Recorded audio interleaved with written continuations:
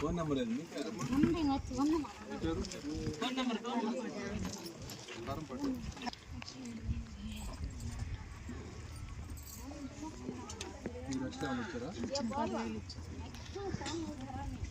అదే ఇప్పుడు కోస్తూనే దానికి నేను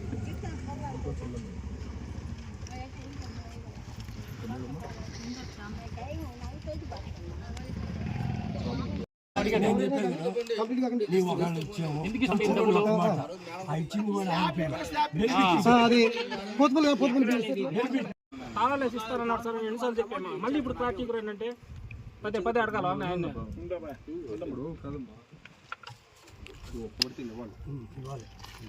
లక్ష 20 ఇచ్చినప్పుడు 3 లక్షలకి ఇల్లు కంప్లీట్ చేశారు. రేటు పెరిగింది, మెటీరియల్ సంబంధం వల్ల ఎంత ఫాస్ట్ కట్టుకుంటే ఆయన మిగలదు. లేట్ చేసుకుని మీరు అన్న మెటీరియల్ పెరగదు, దానికి వాళ్ళ బాధ్యులు కాదు కదా. 3 లక్షలు అన్నప్పుడు 3 లక్షలు కంప్లీట్ చేసి ఇచ్చారు. బిల్లుతో పని కాంట్రాక్ట్ అంటే ఇచ్చినప్పుడు తీసుకోవాలంటే అంతే కదా. సిమెంట్ రోడ్ వేసాము, పడినప్పుడు ఇలా వడ్డీలు పెరుగుతాయి, అన్నీ పెరుగుతాయి. టైంకి అయితే వర్క్ చేయాల్సి వస్తుంది.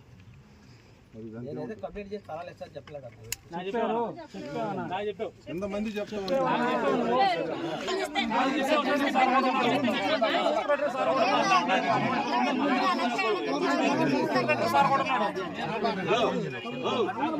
మాట్లాడండి.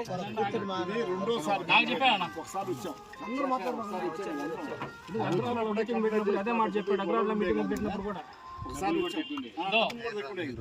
గారు అందరికంటే లాస్ట్ లో అప్పచెప్పింది నేనే అడగను మేడం. లాస్ట్ లో అప్పచెప్పింది నేనే, అన్ని కనుక్కొని చెప్తే చెప్పలేదంటే అది చెప్తా ఒప్పుకుంటావు. చేయండి మేడం. నా పేరు హరికుమార్ రెడ్డి అండి.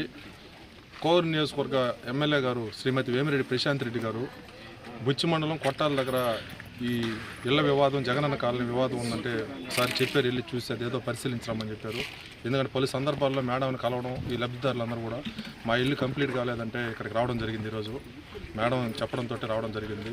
ఇక్కడికి ఏఈ గారు అందరూ కూడా రావడం జరిగింది. కాంట్రాక్టర్ వచ్చారు, లబ్ధిదారులు వచ్చారు.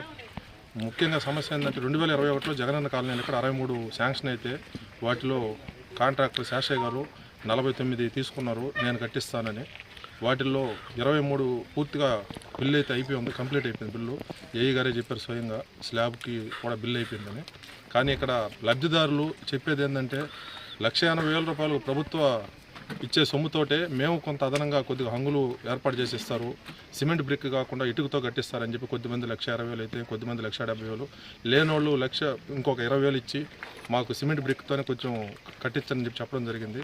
కానీ ఇక్కడ వచ్చి చూస్తే కేవలం 10 ఇళ్ళు మాత్రమే కంప్లీట్ అయి ఉన్నాయి. 23 ఇళ్ళకు మాత్రం పూర్తిగా కంప్లీట్ బిల్ అయిపోయి ఉంది. లబ్ధిదారులు చెప్పేది ఒకటే,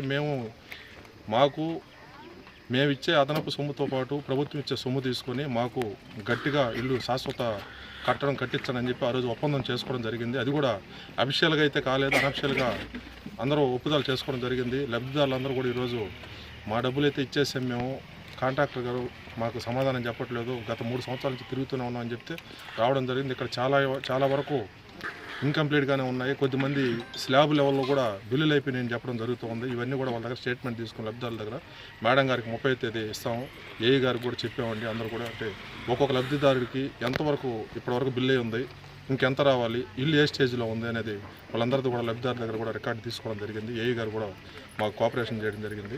మేడం గారికి తుది నిర్ణయం మేడం గారికి ఇచ్చేస్తూ ఈ లబ్ధిదారుల దగ్గర నుంచి అందరి దగ్గర అర్జీల రూపంలో తీసుకెళ్ళి మేడం గారికి ఇస్తాం. మేడం గారు ఏ విధమైన నిర్ణయం తీసుకుంటే ఆ నిర్ణయానికి అందరూ కూడా లబ్ధిదారులు అందరూ కట్టుబడి ఉంటారని చెప్పి తెలియజేయడం జరిగింది.